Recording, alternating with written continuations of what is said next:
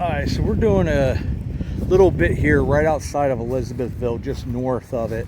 There's actually a really cool schoolhouse that I'll show from a distance because I think it's somebody's home. I'm assuming it's an old schoolhouse, but there's also something really cool that I just found here. And then I'll let you know a little bit more about this. We have Chuck sitting right there. It's a little cemetery right over there from the old, it looks like a schoolhouse. But little cemetery here. Whole bunch of veterans, looks like they're Grand Army of the Republic, which would be Civil War. It was one of these farm family plots, and I will look up who this is. Looks like John Robinson or Robinson.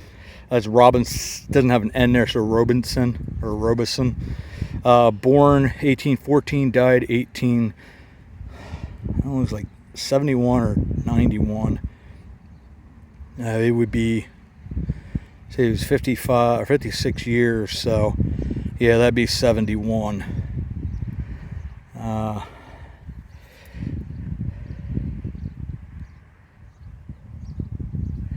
It is so hard to read some of these. It said, whilst something this tomb our Father has his spirit rest above. This is Andrew. He's the son of John Robinson, 1843 to 1864. Wow. Oh, wow. So he says he was shot by guerrillas. I have no idea what that means, but I'll have to look up on Find a Grave and see if we can find a little more information about. That's interesting. He was Civil War, so apparently something in the Civil War. He was killed in the Civil War by guerrillas, whatever that means. Maybe get a little more information. This one has a lamb on it, so it would be a child. Can't really read that one. And Mary, I'm guessing this is all the Robinsons.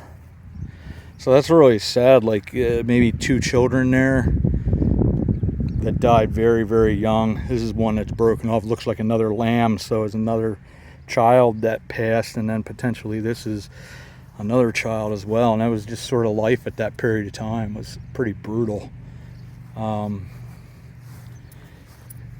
Here's another Civil War vet. Looks like a Daniel. Or no, William, son of Daniel and Susanna, 1843 to 1864. So that's another one that died in the Civil War, most likely. And there's probably, trying to see what the last name is there. Almost like Britain.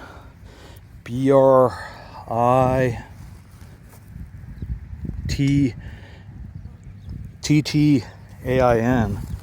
don't know. A bunch of these, like where they have the initials on, those are their footstones. And of course the one with their name on is their headstone, but nothing else here is really readable. Here's Welford Preston. Anyways, I will get more information on Find a Grave and then give you the names and talk a little bit more about this. But this is just really cool, sort of unique side of the road old farm family plot here near Elizabethville, Pennsylvania. So this cemetery is known as Boyer's School Cemetery. Only has 7 graves listed. We're going to go over those. I tried to do a little bit of research, but there's only so much available, especially with these small cemeteries. There's actually another one that's close by that's Boyer's Farm Cemetery as well. That building that we were looking at, this is a view from the front. It was a school, a one-room schoolhouse, so I was right about that. It looked very much like a schoolhouse or a small church, but it is known as Boyer's one-room schoolhouse. So we'll start with the Robinson family. The father of this family was John Robinson. He would serve in the Civil War just like his son.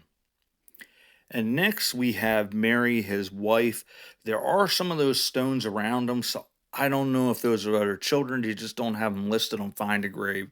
But that's basically all I've been able to track down with those two. So Andrew Robinson is where it gets interesting. It said that he was shot by guerrillas. Well, I figured that most likely meant he was out serving with the Union somewhere in what would have been the West at that stage, which is like Missouri, Kentucky. And indeed that was. He was shot and he was killed in Louisville, Kentucky. It doesn't say in what battle or anything of that nature, and I haven't been able to track anything else down, but that was his service record. So for the last four, we start with William Britton. He served in the Civil War, but it does say he died at home. Now, I have tracked down three or four different William Brittons. Two were in Pennsylvania. One was an artilleryman.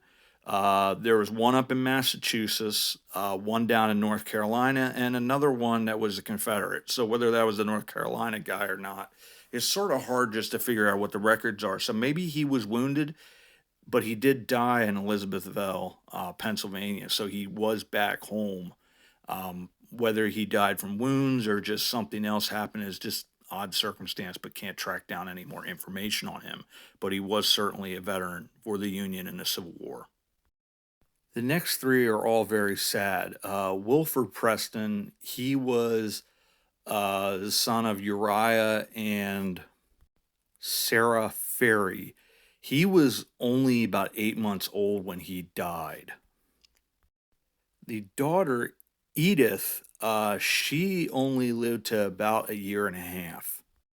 So she passed away in 1856, whereas Wilford, I believe, was 1860. It's just sort of an example of how hard life was at that time. Whether, I mean, I would assume just diseases and things like that. And our last one is Melinda A. Musselman. She only lived 19 days old. So, whatever the issue was there, this is just one of those things. I think she died in 1855. And it's just a sad, because there's a number of other graves there that I would assume they look like children's graves because they had lambs. They just don't have the names and those types of things. And there's a good chance probably the parents are buried in these cemeteries. I don't know because it has a little more space there that there's probably more people buried there, but the records show seven people. But it shows you the tragedy of these families losing their sons to war, and then a number of these being families that they lost their children's, lived no more than a year and a half, and that was just sort of life at that time period. Thanks for coming along, and as always, we'll see you all about town. History is out there, my friends.